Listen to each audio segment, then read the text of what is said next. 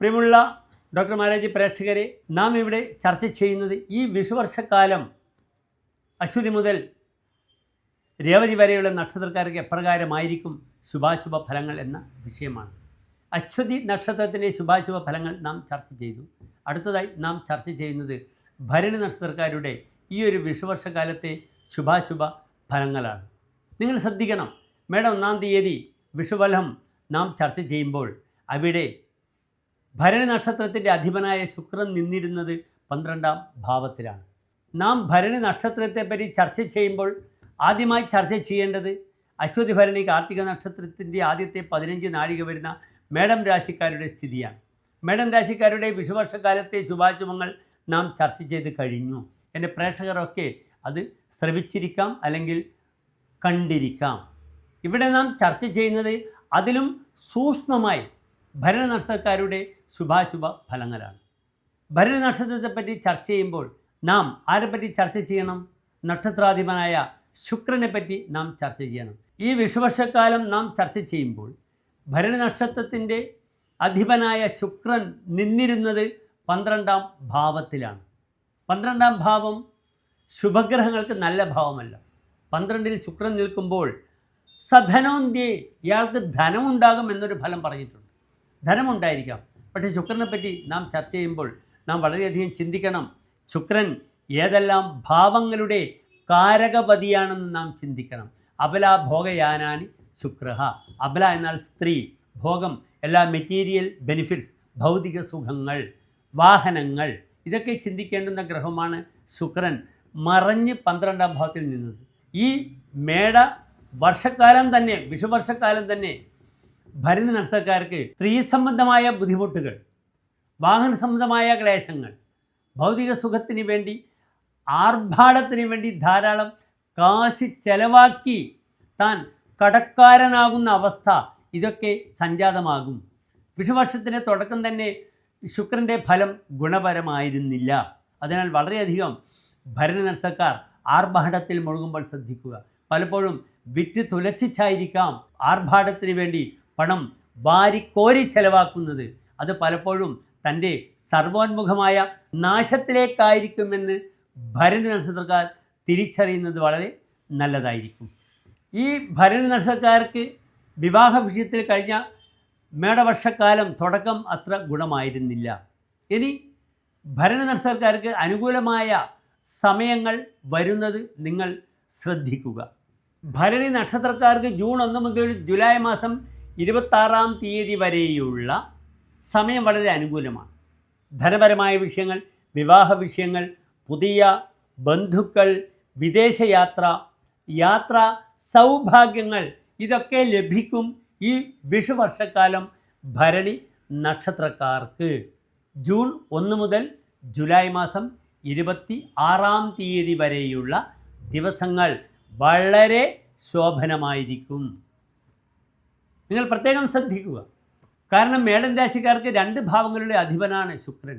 തൻ്റെ കുടുംബപതിയാണ്, ധനപതിയാണ്, തൻ്റെ യാത്രയാണ്, വിവാഹമാണ്. അതിനാൽ ഈ കാര്യങ്ങളിലെല്ലാം തന്നെ വളരെയധികം സൗഭാഗ്യങ്ങൾ ഭരണി നക്ഷത്രക്കാർക്ക്, മേടം രാശിയിലുള്ള ഭരണി നക്ഷത്രക്കാർക്ക് അനുകൂലമായി വരും ഞാൻ പറഞ്ഞ മേൽപ്പറഞ്ഞ ദിനങ്ങൾ. പിന്നീട് വളരെ അനുകൂലമായി വരുന്ന സമയവും കർക്കിടക മാസത്തിൽ ശുക്രൻ വരുന്നത്, ചിങ്ങമാസത്തിൽ ശുക്രൻ വരുന്നതൊക്കെ സന്താന ശ്രേയസ്സിനും ആഡംബരങ്ങൾക്കും വാഹനങ്ങൾ വാങ്ങുവാനുമൊക്കെ നല്ലതാണ്.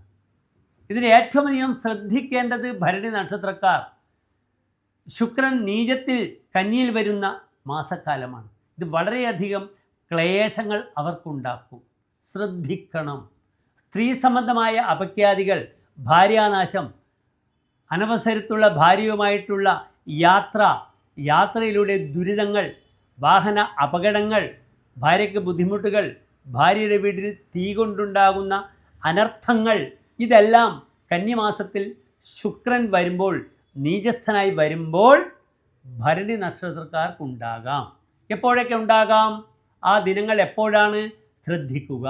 2025 ഒക്ടോബർ 10 മുതൽ നവംബർ 2 വരെയുള്ള 22 ദിവസക്കാലം ഭരണി നക്ഷത്രക്കാർക്ക് ഏറ്റവും ദുരിതപൂർണമായ ദിവസമായിരിക്കും. വളരെ ശ്രദ്ധിക്കുക. സ്ത്രീ സംബന്ധമായ അപഖ്യാതികൾ വരും. പോക്സോ മുതലായ കേസുകളിൽ അറിയാതെ പെട്ടുപോകും. അപ്രകാരം ഈ പറഞ്ഞ ഹൈബ്രിഡ് കഞ്ചാവുകൾ, മദ്യം, മയക്ക്, സുഹൃത്തുക്കൾ, സ്ത്രീകളെ കൊണ്ടുണ്ടാകുന്ന പേരുദോഷങ്ങൾ, സൽകീർത്തിക്ക് നാശമുണ്ടാവുക തുടങ്ങിയ എല്ലാ പ്രയാസങ്ങളും ഒക്ടോബർ 10 മുതൽ നവംബർ 2 വരെയുള്ള 22 ദിവസങ്ങൾ വളരെയധികം ശ്രദ്ധിക്കണം. പിന്നീട് തുലാം മാസത്തിലേക്ക് ശുക്രൻ വരുന്നത് നല്ലതാണ്. വീണ്ടും വൃശ്ചികത്തിലേക്ക് ശുക്രൻ വരുന്നു ഭരണ നക്ഷത്രക്കാർക്ക്. അതും വളരെ ദോഷമാണ്. അതും ഏതാനും ദിവസങ്ങളുണ്ട്, നിങ്ങൾ ശ്രദ്ധിക്കുക. അത് 2025 നവംബർ 26 മുതൽ 2025 ഡിസംബർ 20 വരെയുള്ള 24 ദിവസം അഷ്ടമത്തിൽ ശുക്രൻ വരുന്നു. അതെവിടെയാണ്? വൃശ്ചികത്തിലാണ് ശുക്രൻ വരുന്നത്. വൃശ്ചികത്തിൽ ശുക്രൻ വരുമ്പോൾ കൗജേ ദൂഷയതി സ്ത്രീയം, സ്ത്രീയെ ദുഷിപ്പിക്കുമെന്ന ഒരു പേരുദോഷമുണ്ട്. അതിനാൽ സ്ത്രീ സംബന്ധമായ അപഖ്യാതികൾ, നല്ല വെള്ള ഷർട്ടിട്ട് നടക്കുമ്പോൾ പെട്ടെന്ന് മഷി കുടഞ്ഞാൽ ആ ഷർട്ട് ഒന്നിനും പറ്റാതാവും. അപ്രകാരം തനിക്ക് സ്ത്രീകൾ കാരണം പേരുദോഷം വരും. ശാരീരികമായും വളരെയധികം ശ്രദ്ധിക്കണം. കന്നിയിലും വൃശ്ചികത്തിലും ശുക്രൻ സഞ്ചരിക്കുമ്പോൾ ഭരണനക്ഷത്രക്കാർ ശ്രദ്ധിക്കണം. Dialysis organs, pancreatic, urinary, sugar, ഇതുമായി ബന്ധപ്പെടുന്ന ഉപകരണങ്ങൾ, ശാരീരിക ഉപകരണങ്ങളെ, ഓർഗൻസിനെ വളരെയധികം ശ്രദ്ധിക്കണം. പിന്നീട് അങ്ങോട്ടേക്ക് ശുക്രൻ ധനുവിലേക്ക് വരികയാണ് ഡിസംബർ 20 മുതൽ. അതുമുതൽ ശുക്രൻ വളരെ നല്ലതാണ്. ധനു, മകരം, കുംഭം, മീനം ഈ മാസങ്ങളിലൊക്കെ തന്നെ ശുക്രൻ നല്ല ഫലങ്ങൾ പ്രദാനം ചെയ്യും. ഏതായാലും ഞാൻ ദോഷങ്ങൾ സൂചിപ്പിച്ച ഒക്ടോബർ 10 മുതൽ നവംബർ 2 വരെയുള്ള സമയവും നവംബർ 26 മുതൽ ഡിസംബർ 20 വരെയുള്ള സമയവും ഭരണി നക്ഷത്രക്കാർ ഏറ്റവും അധികം ശ്രദ്ധിക്കണം. എങ്ങനെയാണ് പരിഹാരം ചെയ്യുക? ഭരണി നക്ഷത്രത്തിൻ്റെ അധിപനായ ഗ്രഹം ശുക്രനാകുന്നു. ശുക്രനെ കൊണ്ടാണ് അന്നപൂർണേശ്വരി, ലക്ഷ്മി, യക്ഷിവ, ഭൃഗുനന്ദനഹ, അന്നപൂർണേശ്വരി, ലക്ഷ്മി, യക്ഷി ഇതൊക്കെ ചിന്തിക്കേണ്ടത്. പക്ഷേ കന്നിയിലും വൃശ്ചികത്തിലും ശുക്രൻ വരുന്ന സമയത്ത് ഭദ്രകാളി ക്ഷേത്രത്തിൽ എല്ലാ വെള്ളിയാഴ്ചയും എന്ത് ചെയ്യണം? ശത്രുമുട്ട് നാളികേരം കൊണ്ട്, ദേഹമുട്ട് നാളികേരം കൊണ്ട്, കർമ്മമുട്ട് നാളികേരം കൊണ്ട്, പിന്നെ ശത്രുസംഹാര കുരുതി പുഷ്പാഞ്ജലിയും ചെയ്യണം. അങ്ങനെ അനാവശ്യമായ ധനപരമായ നഷ്ടങ്ങൾ ഒഴിവാക്കാം. സ്ത്രീ സംബന്ധിച്ച അപഖ്യാതികളിൽ നിന്നും രക്ഷ നേടാം. തനിക്ക് മുന്നോട്ട് നീങ്ങാം. ഭരണി നക്ഷത്രത്തിൻ്റെ അധിപനായ ഗ്രഹം ശുക്രനാകുന്നു. അതിനാൽ ദേവീപ്രീതി വളരെ നല്ലതാകുന്നു. എല്ലാ വെള്ളിയാഴ്ചകളിലും ദേവീക്ഷേത്രത്തിൽ വഴിപാടുകൾ ചെയ്യുന്നത് വളരെയധികം ഗുണകരമാകുന്നു ഭരണി നക്ഷത്രക്കാർക്ക്. നന്ദി, നമസ്കാരം.